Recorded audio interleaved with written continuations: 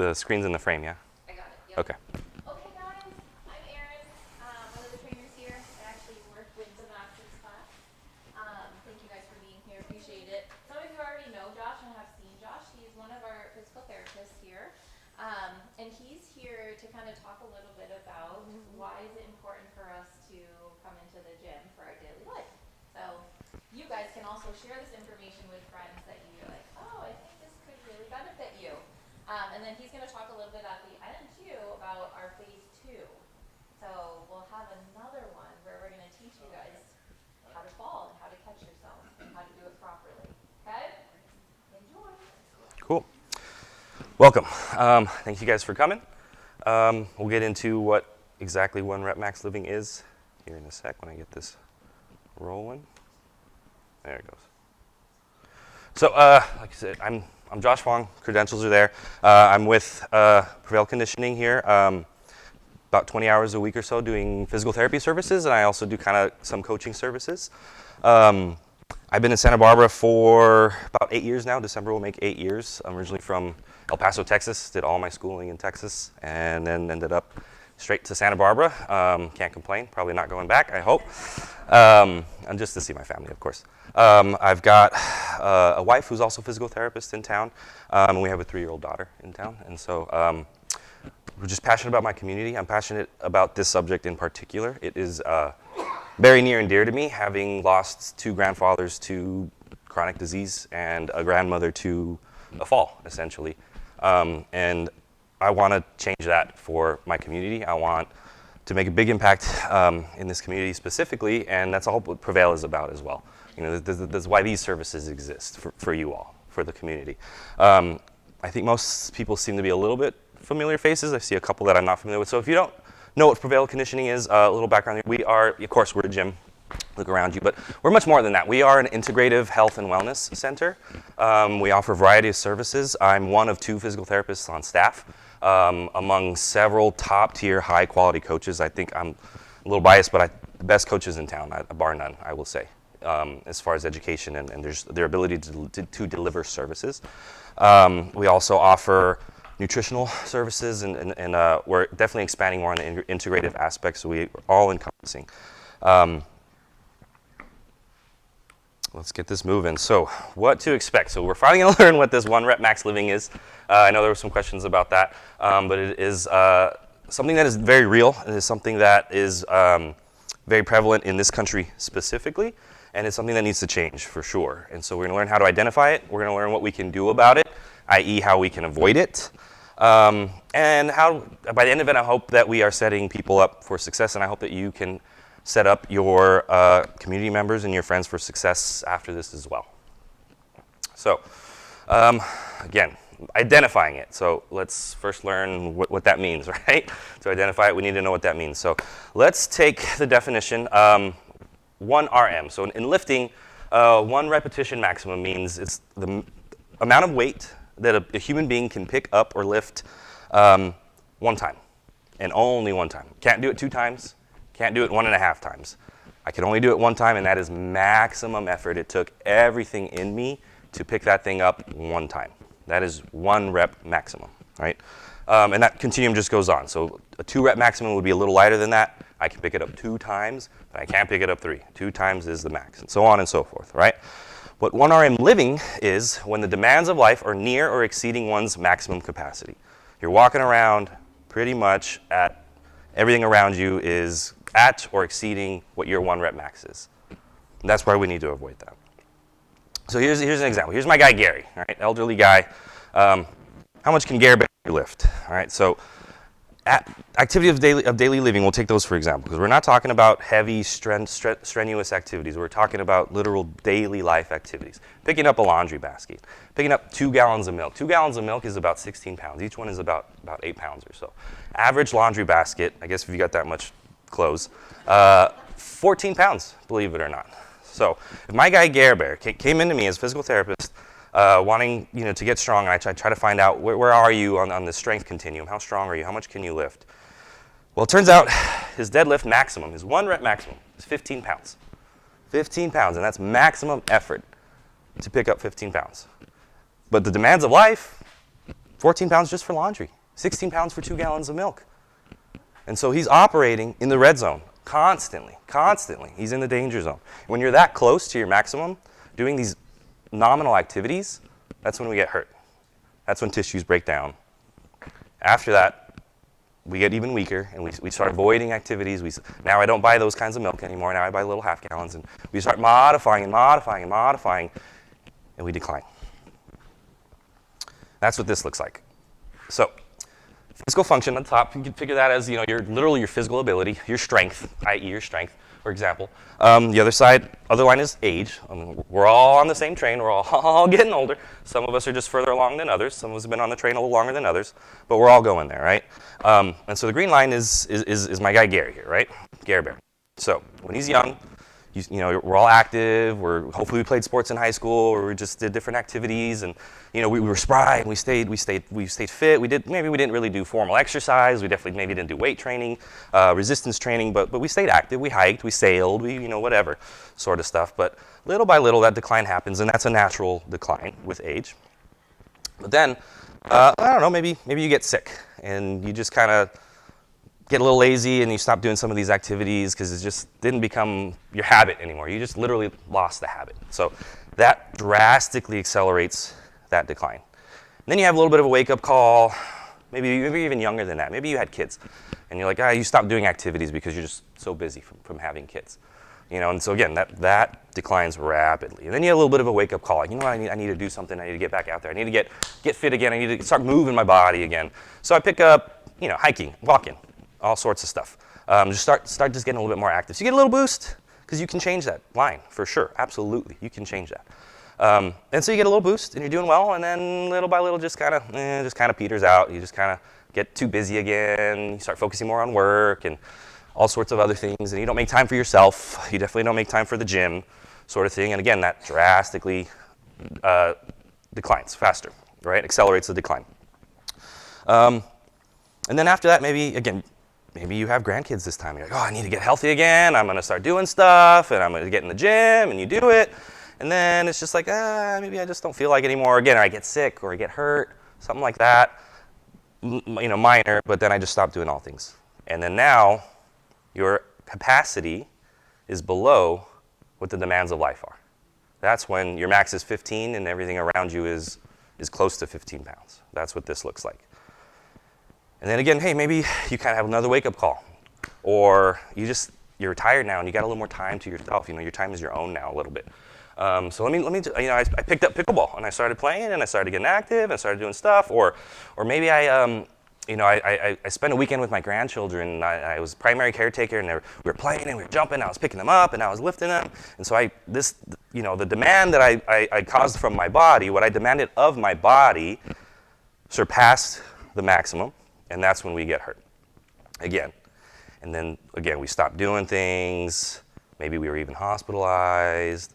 Then for sure we start buying little half gallons of milk. We just stop doing all activities, and this is where bad things happen for sure. This is when Gary Bear gets hurt just picking up laundry. All right, that defines someone. That bottom corner below the red line is someone with low physical resilience, a characteristic which determines one's ability to resist or recover from functional decline following health stressors. Essentially, it's your ability to not get hurt, or your ability to recover after getting hurt. Okay, so people with low resilience, again, just tend to not have a high quality life in their last decade. Going into that last decade. And so that's when the scary stats come in. Scary stats like these. So this study looked at 1-year mortality among elderly people after hospitalization due to fall-related fractures. So they took 250 people, 60 years and older, and that had been hospitalized for a fall.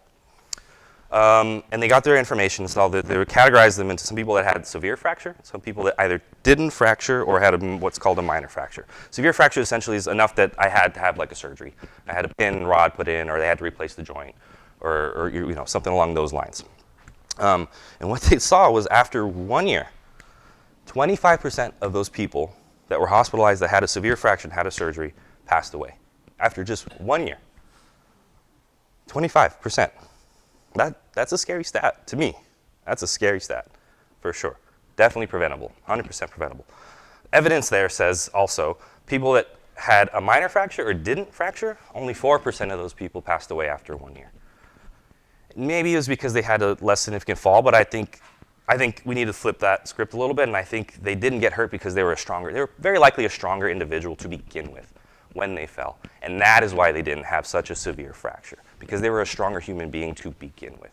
They were healthier to begin with, sort of thing. Again, preventable. These are things we can change. So what can we do about it? Like I said, we can change it. All this stuff, all these scary stats are definitely changeable. How do we change it? First 3 words: resistance, exercise, training. Getting into the gym. So this is this study gets me amped. I'm fired up today. This study gets me amped. So what this thing said is that we often think about exercises, especially as related to lowering our risk for disease, for cardiovascular disease, diabetes, all sorts of things.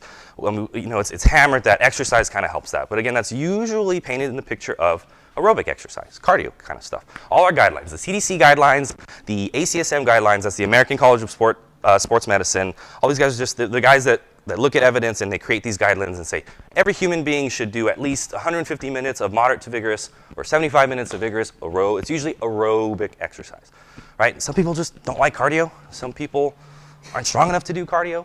And I just think the resistance exercise part of this preventing chronic disease is just not looked at until recently. And that's what this thing did. So this thing found a bunch of studies, a bunch of new studies, emerging evidence showing that resistance exercise training, weightlifting, is comparable, as effective as lowering the risk of cardiovascular disease as aerobic exercise training. So doing resistance training, doing gym activities, weightlifting can reduce your risk of chronic disease just as much as doing cardio. And on top of that, you get so much more benefits. Bone density goes up, your muscle strength goes up, all sorts of extra benefits on top of the exact same benefits that cardio gives you from a cardiovascular standpoint. That's huge. That's powerful stuff. So those of you that don't like cardio, that's okay. You don't have to do cardio. Guess what? You don't. But you better be doing this stuff. You better be in the gym, picking up weights, for sure. For sure. Or if you're like me, I'm an and, not an or kind of guy. Do both. How about some cardio and some strength training? For sure. So again, base of this review shows that the promotion of resistance exercise training should assume a more prominent position in exercise guidelines, particularly for older persons. Particularly. It says it. So, going forward with there.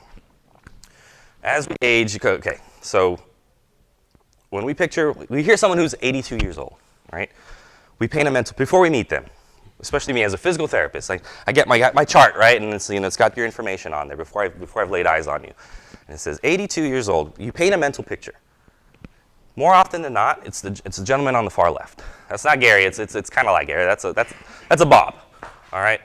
So usually that's the picture that we paint. But 82 can also look like this lady in the middle, Dottie. That's an 82-year-old woman picking up 155 pounds right there, sort of thing. 82 can also look like these gentlemen racing, literally racing on that far right. 155 pounds, Dottie, right there. At 82 years old, okay? All that to say is, what do you think that decline on these people looks like? Oops. Looks like this. The first example is just like Gare Bear. Just kind of stops doing stuff, things decline. I started doing a little bit, I stopped, started doing a little bit, I stopped. Someone in the middle, and that doesn't mean only weight training. What this means is just someone that does some activity. Look how much more gradual that line goes down. For sure, a lot. Eventually, it does kind of cross because we just kind of age and, people just start to, kind of stop getting aggressive as you age. You're afraid to get aggressive as you age. Or again, or maybe you just do one mode. Maybe all I do is my Pilates and that's all I do, sort of thing. Whereas these people, these gentlemen, or these types of human beings, do both. They're the and kind of people. They're like me. They don't just do one thing. They do strength training. They do some cardio. They're just active people in general. And look at how you can literally stave off that decline. You 100% can, until eventually time. And that's usually the people that die of natural causes. The way we all want to go out, right? For sure. Asleep, you know. Quick and easy. So now, my Gare Bear guy, Josh, I exercise. Do you, Mr. 15-pound 1RM? I don't know about that. What's it look like, though? Probably looks like this kind of stuff. And I'm going to bash a little bit, but I'm going to bash my own field, physical therapy. We tend to be a little shy of load. We tend to be afraid to load, particularly older people. We don't want to hurt them. We're afraid to hurt them. So we give out stuff like this. This is literally from a home exercise program from a physical therapist giving it to a patient to make them stronger. I'm sorry, guys. It's just not going to cut it. Is it better than absolutely nothing? I guess. Maybe.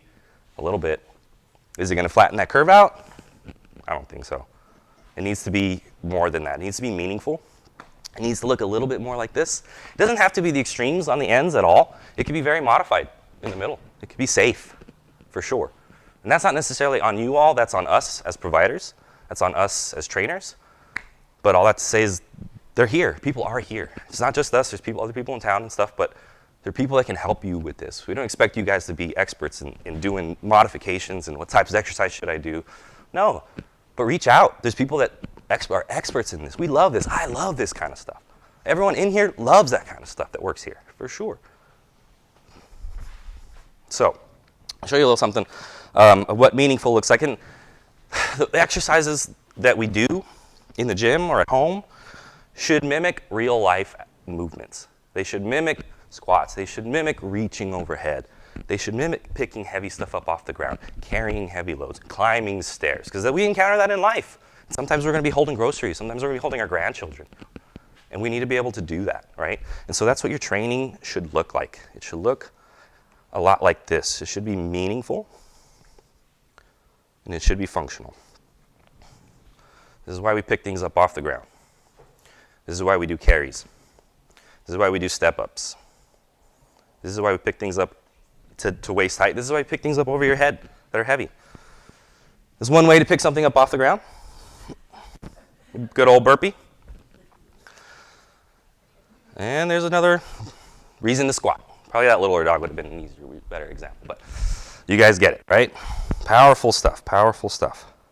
But that's what it should look like. And again, there are many, many places, us included especially, that do that stuff. All right, so after seeing that little piece of motivation, we're going to have a little bit of a race. Okay, I'm going to have two people, let's get some volunteers, that are able to stand up and sit down from these benches without the use of your hands. If you don't think you can do that, sorry, but you're not racing today. We got to be safe, okay? The other piece, before we get that going, is we're going to practice or show just quick, easy cues on getting up out of a chair safely. We'll have our race, and then we'll keep going for it, all right? So getting up out of a chair, one of the first steps is upright and get your body forward, get your butt forward, scoot yourself to the edge, all right? Bend the knees a little deeper than we think. It's hard to get up when your feet are all the way out there. Bring them in underneath your knees. The other thing is the trajectory we should go is a little bit forward and then up. It's not just straight vertical. It's impossible to go straight vertical. That's when we go backwards. We try to go straight up. That's when we fall backwards. So we must go forward and then up. Think your nose needs to go over your toes. So you lean forward and then up. So nose over toes. If there's a line where my toes are, my nose needs to go further forward than that on the way up. Even if you just lean, if you watch my bottom that far, it starts to come up automatically. It just does it. And then from there, that's when you push up. Cool? Simple. So lean forward, then up, nose over toes, then up. Cool? Practice. Practice safely. If you feel comfortable and confident doing that, just practice a couple times. Let's get a couple people to quote-unquote race. Let me use, this bench will be the easiest. Cool. All right, relax. Can I steal this bench from you guys? I'm going to have you two race. Yeah. Yeah? Cool. I'm just going to move it up. Well, actually, you can do it right where you are. Okay. Do you think you have enough room? You're not going to bang into each other? So what you're going to do, this is a standardized test, 30-second sit-to-stand test. So I literally just, when I let you know when, I hit the clock, you stand up, you sit down as many times as you can in those 30 seconds. So speed's a factor, obviously. Safety's the bigger factor. You want to go as fast as you can, as safe as you can. Cool? Are you ready? Yeah. Keep them honest. Let's count the reps. Let's have ladies. What's your name again? I'm Jen. Jan? Jen. Jen. Ladies, count Jen's reps. Larry. Larry. Gentlemen, count Larry's reps, all right? All right, be ready. Scoot yourselves to the edge. You can do that already. Hands have to be here. What's up? Just them two. Just them two. You can race after if you want, for sure. All right, so hands can be in front or crossed, whatever they can't be on your hands, and they definitely can't push off, all right? All right, we're going in 3, 2, 1, go. All right, ladies counting Jan's, gentlemen counting Larry's. Fast as you can, guys. 30 seconds, though. Pace yourselves.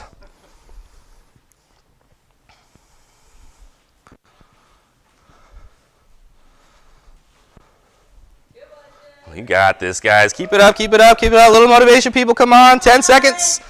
10 seconds. Get fired up for them. Let's go. That's true. Breathe. All right, 3, 2, and relax. Larry. Great. Excellent job. Give him a round. Give him a round. How many did you get? Didn't count. How many did he get? Oh, no. How much did Jan get? 12. I saw him get, I think, I counted 14, but I could be off. How old are you, Larry? 79. 79. Depending on who's counting, She has a bad knee. She might have beat me. 11 to 17 is the norm that you should be at for your age. And I think you nailed that. I think you might have even surpassed that, to be honest, if I had done a better job counting. Jan, how old are you? I am. How old am I? 75. 75. Same bracket. 10 to 15 is the range. You got how many? 12. All right, you're right on the money, for sure. Good for you guys. Again, these are just age-predicted stuff. I don't super love those things, but it's just a target. It's just something to let you know where you're at and let us know where you're at. It's more appropriate for identifying the outliers, identifying the people that are way below that are so weak they can't even reach the bare minimum that you should be at for your age. Or again, for people that are even better than that, it says, hey, keep doing what you're doing. Keep going, for sure. Yes? Why do men do more than women? That is a good question. In general, and I hate to say these kinds of things, men tend to be stronger than women. It's just kind of how those things go. In general, typically, yes. Typically, as we age, in women, upper body muscles tend to weaken faster, and in men, lower body muscles tend to weaken faster. That is very true. Yes, that is true. But as far as it relates to function and power, I think is a big part of that, and speed is a big part of that. Men just tend to move faster, just mentally. They want to go much faster. They operate like that typically. I don't have a clear answer for that. This is just kind of the differences between sexes. I think so, yeah. Definitely. At least it's a factor. For sure. Yes. What if, like I have a really bad right knee, so what if it causes me pain? I can do it, but I may have some pain after I finish. Then I would recommend some physical therapy, Russ. For sure. Well, no, what that says is you are able to do that, which is great, but what worries me is that over time that might inhibit your ability to keep those numbers up. That might be the reason that those numbers start to dwindle down. So it's one of those things, get it treated, for sure, to keep your capacity up. So it still says you're doing all right, but to me that's more of, it's a risk factor more than anything. Alternative exercise. Oh, absolutely. If you have bad knees that you can Get the same benefits? muscles. Absolutely. Absolutely, 100%. Oh, 100%. That definitely exists. That's why we're here. That's why Prevail Conditioning is here, specifically, among other places. But that's why these services are here, to help you with those. Yeah, I need you back in my life, Russell. Let's go. Does he do physical therapy with a prescription? No, but I got some people that do. So, reach out. Like I said, if it's not with us or not with me, that's okay. I can point you in the right direction. I've been in town. I've been as a physical therapist in town for 7-8 years. I know I've made some networks. I know people to refer to that are in network and out of network, for sure. Cool.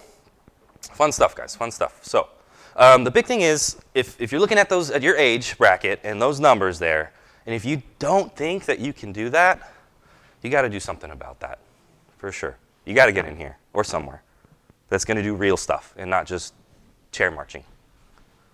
Cool. All right, so hashtag of the day, avoid 1RM living. All right, we need to avoid living that way. We need to avoid living in the red zone, in the danger zone, constantly. We just got to do it. How do we do that?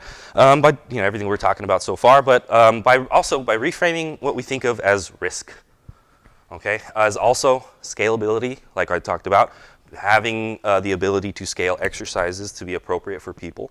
And again, that's not necessarily something you should do. It's something we do, but it is something you should look for. It is something that you should reach out for. It is something that you should value, for sure. Okay, and also by fitness with their friends, man. There's a huge mental component to fitness, especially as we age, that gets overlooked a lot. But the social aspect of it is just as important as the physical aspect of it, and I'll show you why. And that's huge. And one of the easiest and best ways to get that is to join a community, something like this. Okay, so risk. We often think of the risk of loading. We often think about, I can't do those exercises, that'll hurt me. I can't pick up that weight, that'll hurt me, I'll get hurt. That's scary, that's a risk. But I think we need to flip that coin and ask ourselves, what's the risk if we don't load? What's the risk if we don't do these things? I say this risk right here, Gare Bear. That's the biggest risk of all, the decline. What has greater risk? The risk of functional decline for maximizing safety, chair exercises without any load, not even standing, or the risk of injury from a quote-unquote dangerous exercise. I see people doing these kinds of exercises in here every single day, and I've yet to see somebody get severely hurt from it. If you're doing it right, if you're coached right, if you're supervised well. It's not dangerous. If you think lifting is dangerous, try being weak. Being weak is dangerous. That's Brett Contreras. He's a big fitness research guy. He literally he's at least accredited to creating the hip thruster exercise. Whether your back is on the bench and you're doing a bridge, that's this guy. Yeah, you have somebody to blame. Yes, for sure. There's another quote, I can't think of his name right now, and it's a little less PC, it's a little less tactful, which makes sense. He's the CrossFit of he's the CEO CrossFit. But his quote is, "Stronger people are harder to kill." And I mean, it's a little bit in your face, but it's true. Stronger people are harder to kill. That's what it is. To kill. And that's where this comes in. Being strong literally keeps you alive longer. Literally. So this study, they measure grip strength, and it's not because people are sitting with those old school grip things that you just squeeze. Grip strength isn't just the measure of your hand strength. Grip strength is a measure of a whole lot of our nervous system, of our total body strength, of our total arm strength, of our readiness for that particular day. But what this study did is they took people's grip strength and they followed them over time and calculated the risk of mortality, right? And so what they showed is people with higher grip strength had a lower risk of all-cause mortality. All-cause. Chronic disease, cancer, all of these things. Chronic obstructive pulmonary disease, all from having stronger grip. And again, that's not because these guys just do forearm exercises. It's because these are stronger human beings. If you're a stronger human being, you'll have a stronger grip than a person who doesn't exercise. This is just how that goes. Yeah, this is what a grip strength meter is. We squeeze it hard as we can, and it tells us how much force we have created through there. Again, we get caught up thinking it's just about this, but a lot of studies are coming out how this is very much indicative of what's going on in our full bodies. Totally. And again, there's some norms. Sure, again, it's a target, but all that says is being a stronger individual literally keeps you alive longer. Stronger people are harder to kill. Yeah, there you go. Good. And then the other aspect that, like I just mentioned, that just tends to get overlooked a little bit is the mental component of it. The mental component of it. As we age, especially if we don't necessarily have a big family, you don't have a whole lot of family in your area, in your town, you can get lonely. It's social isolation. Especially after the pandemic. I mean, that definitely accelerated this thing big time. We see this. This is technically a pandemic in and of itself within our geriatric community, for sure. And it's a powerful thing because what this study shows is the influence of both objective and subjective social isolation on risk for mortality is comparable with well-established risk factors for mortality. What that means is just being socially isolated and not having a community is as much of a risk factor of mortality as having chronic disease. It's the exact same thing as having diabetes. It's the exact same thing as having high blood pressure. It's the exact same thing as having heart failure is being isolated. It has the literal same effects to your body. And again, this can be changed in here, or in places like this, with community. Look at those people. This is actually a friend of mine. He's in Kentucky. He runs a clinic and a gym that is 100% geriatric. He doesn't see anybody under the age of like 55, I think, or 60. And this is the gal that you watched in the video earlier today. Really, really cool stuff. But in general, look, these people are happy. These people are having fun. These people love life. They're definitely not isolated. They're definitely not lonely. You should come to our master class. Yeah. I see it all the time. You guys are having fun. You guys are getting strong. You guys have a community, for sure. And that's what I need you guys to spread that to your friends. It's not necessarily about us or Prevail. It's about them. It's about you guys. All right, set them up for success. Help us set them up for success. Help themselves be successful. So we do that with all the things that we've just been talking about, for sure. Being active, all the physical aspect of it. But again, some of the mental aspect. Mindset matters. So this whole thing talked about mindset, having a specific mindset, a positive age stereotype, and how it affects your health, essentially. And it does a lot. Confidence. Confidence goes a super, super long way. Believe it or not. Physically speaking, even. Metabolically, physiologically speaking, a mindset changes a lot. So a positive age stereotype is having a positive association with aging over time. Examples of that is when we see older people, a positive age stereotype would be, that person looks wise. You tend to be you're thinking about positive things as you age. So you learn more, you have more experience in life, for sure. Hopefully, financially, you're a little more independent than you were in your earlier days because maybe you're not supporting your kids anymore. They've all launched and stuff, so your money is yours. You have more time, freedom of time. Your time is your own at some point, Those are all positive things towards aging. Those are positive outlooks, right? We talk about a negative age stereotype, that's negative beliefs about aging. That's the stuff we encounter all the time. When we think about old people, we think about they're slow, they take forever to do things, they're a burden, they forget things, sort of thing. But all it is just a mentality. But I don't mean to diminish that because the mentality is huge, huge, huge. Evidence is here. So why does having confidence matter? Why does having a positive age stereotype matter? They did a recovery from disability study. 1,000 people, literally 1,000 people, and they studied them for 11 years. This is a huge prospective study. 11 years of studying these people. When they did a series of like surveys and such, and that's how they quantify your mindset by filling out these surveys. And all it showed is that people with a positive age stereotype were 44% more likely to recover from disability, to recover from a fall, to recover from injury. 44% more likely, just by having a positive mindset about who you are and where you're going, about your age. That's powerful. That's huge. Huge. Dementia. Another dementia study. So same thing.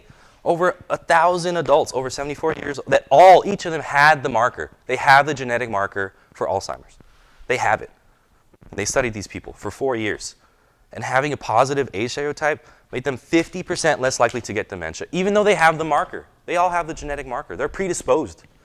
But you can have a 50% reduction in that by having a positive age stereotype in your mindset. Powerful. Powerful. Same thing, cardiac study. A little bit less powerful of a study, but 386 people. They tracked over 39 years. That's huge. That's one of the longest studies I've heard of. Same thing, positive age stereotype, 50% less likely to have a cardiovascular disease or event. From having, again, it's not just, but I want to put this into context, it's not just solely, I'm old and I think it's cool, I'm positive, and you're not going to will yourself into better health necessarily, but it goes hand in hand with what you do on the day-to-day, with your lifestyle. People in the master's group, that are having fun and have that social aspect of it, they're getting strong, I bet they're more likely to have a positive age stereotype because of their lifestyle, because of their choices, because of what they do. And that's going to be, all those put together is what I think is where the magic is, for sure. For sure. They all go hand in hand. But if you're somebody that doesn't have those experiences, you're at home a lot, you're isolated a lot, you don't do activities a lot, I think it's going to be harder to have a positive age stereotype with that kind of lifestyle, right? So again, it's all encompassing, it's all a system, we all work together. These things all work together. So we need to address them all, for sure. How do we improve our confidence? Well, we improve it by gaining safe experiences, challenging your body, strength training. It builds confidence, for sure. Seeing yourself, seeing your friends pick up heavy weights and do these hard things that in the moment you hate, but you feel so good after, that's a positive experience at the end. At the end, for sure. Balance exercises, of course. We all know as we age, balance is one of the first things to go. We must address it. We need to keep doing it, but you need to actively do something about it. You can't just sit around and think it's going to maintain, because it's not. If you're not moving, it's declining, guaranteed. Getting up and down. Literally, how many of us actually practice getting up and down from the floor? Not a lot of us, especially not as we age. We're afraid of that. But it's something we need to practice, obviously in a safe environment, but it's something that needs to be practiced, both slow and fast.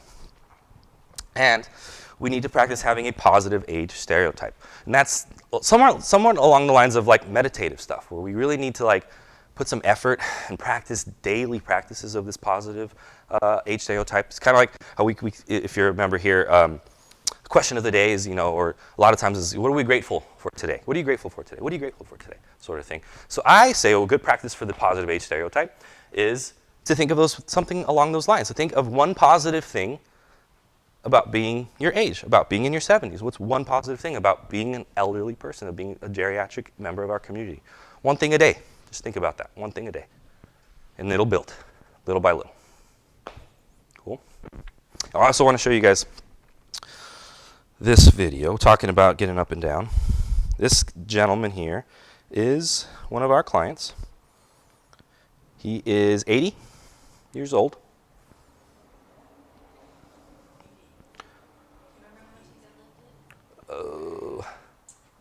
It's in the 200, I believe. It's in the 200s, deadlifting. How long has he been with us? At least a year. At least a year. But not very, very long. He's not a guy that's been, he hasn't been a beefcake his whole life at all. He hasn't been a gym rat his whole life. No way. He started with us a year or two ago or something. He's made drastic progress. He's a little bit of like the outlier of, he comes in here and he works his butt off for sure. But again, like that other picture, when we picture an 80-year-old, do we picture an 80-year-old doing this fast? Not normally.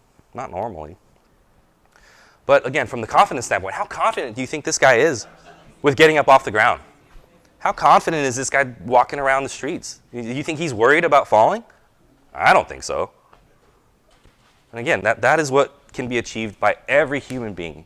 Not to say he's a great guy, but not to say he's not something super special. He's a human being, just like all of us. He just is doing what we're talking about here. He's living it.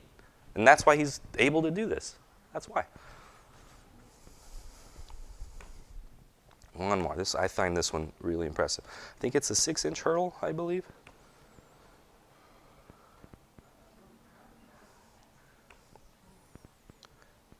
That's probably close to max effort for him, but how many 80-year-olds are jumping over a hurdle like that? He is definitely not 1RM living. Definitely not. And again, I am confident that gentleman is out there, and I'm not worried about him. I don't stay up at night thinking about Bill Duncan. Not in that sense. Not in the worrisome sense, like I do some of my patients that I literally worry about. How do we improve our confidence? Well, we can learn how to fall. There are ways to learn how to fall. There are ways to minimize the literal impact on your joints when you fall. There are ways to slow yourself down on the way down. There are ways to do that. On top of everything we talked about, on top of just being a stronger human being, on top of that. But there's also somewhat of a skill behind it, and I think it is a hugely important skill because we're all going to fall. We're human beings. It's going to happen, for sure. Some of them are preventable. A lot of them are preventable with what we're talking about here. Just people just not being strong enough to literally keep their bodies upright, sure. But there's things that happen, accidents are gonna happen. There's gonna be wet floors, there's gonna be dogs and animals and stuff that trip you up, and it's just gonna happen for sure. But what's gonna happen after? Are you gonna be okay? Are you gonna be that scary, scary stat, 25%, like my grandmother? 1 year, didn't make it? Don't be that person. Come and learn. So January 13th. January 13th, workshop, fall preparedness. There is a cost to this one. So for members, if you sign up today, it'll be $5 off, so it'll be $15. If you're a non-member, it'd be $20 to come in. So if you can sign up today and Be set, yeah. discount, so anybody, even if you're a non-member, you get the discount today. But if you were not to sign up and sign up later, you won't get the discount, no matter if you're a member or not, okay? Yep. And I have a sign up sheet. That one's gonna be fun. That one, literally, gymnastics mats are out. We're practicing falling down. We're practicing getting up from the ground. Much more hands-on, which is why we wanted to just tack a nominal fee on it. It's a very valuable service that we just want, to provide. But and again, bring people. I want more people that are more than what's here today. I'm going to thank you guys for being here. We want more people, especially on this one. This one's a huge one. Today is just more the motivational aspect of let's learn what this stuff is, what it means, how it applies to our life, and the next one will be like let's learn how to apply it. Cool. Awesome. Confidence, much like strength, does not tread water. It doesn't maintain. If you do nothing, it doesn't do this. It dwindles, right? Confidence mentally does the same thing. If you're not gaining confidence, likely you're losing it slowly. Same thing with strength. If you're not gaining strength, you're likely you're losing it slowly. Make confident building activities part of your routine. Exercising, getting out, getting active, interacting in your community, getting out of your home, not socially isolating yourself, and practicing that mindset. All right? There's options, people. There's options in the Santa Barbara community alone. There's us, Prevail Conditioning. We have a master's class by Aaron here. It is all people that are about your age, and it's a fun, it's a blast. It's about 55 minutes of all exercise for sure, and it's great.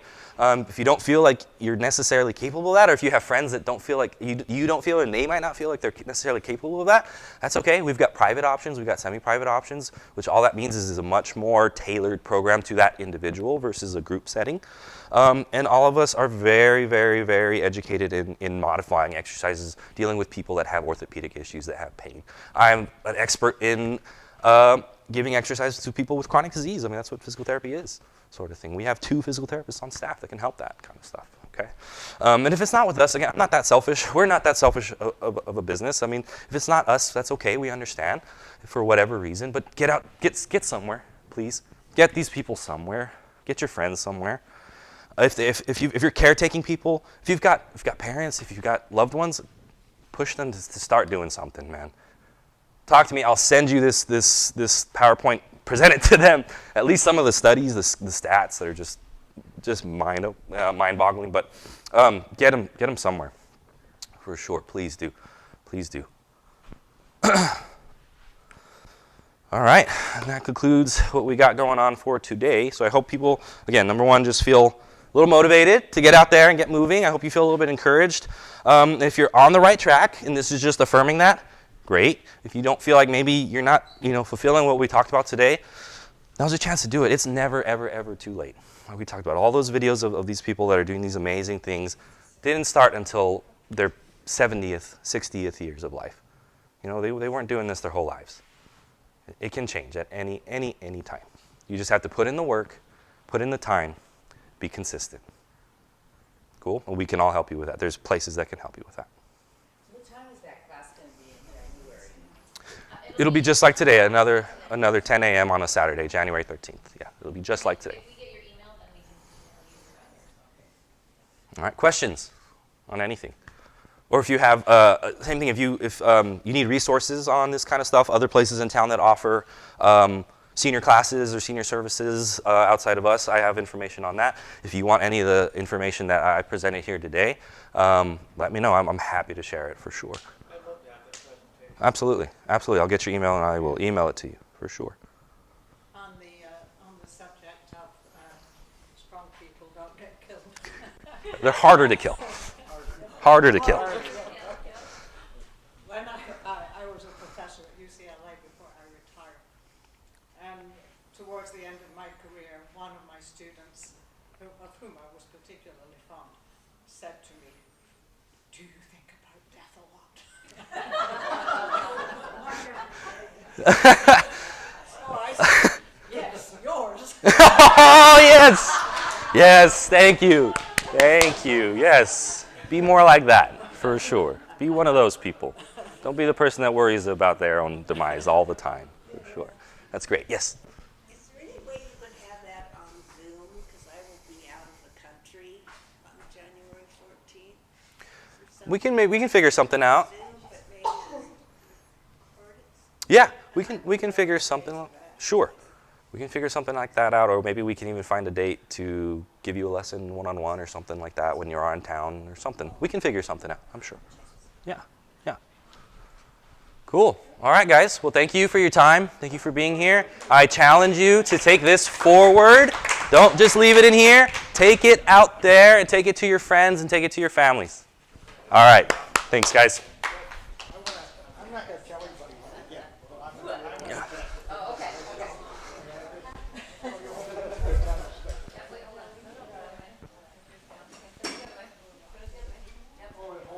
And then I want you to take your breath. Sit down. Of course. Yeah, okay. See you in a bit. Where is it? There it is. What's the kilogram? Is it kilograms or pounds? Yeah. Oh, nice. You're above. The minimum, 26 kilograms 26 is what they showed as the threshold for people. I'll be 87 and Oh, look at you, man. You're not going to be the negative stat. You're doing great. I've gotten up a lot better than that guy. When I was 80, when I was 80, I could run from the top to the bottom. Yeah, well, good for you. My microphone. Could you hear? Could you hear? Oh, perfect. Okay. This is, I'm just really impressed. I'm glad. Yeah. I'm glad. Thank you. Of course.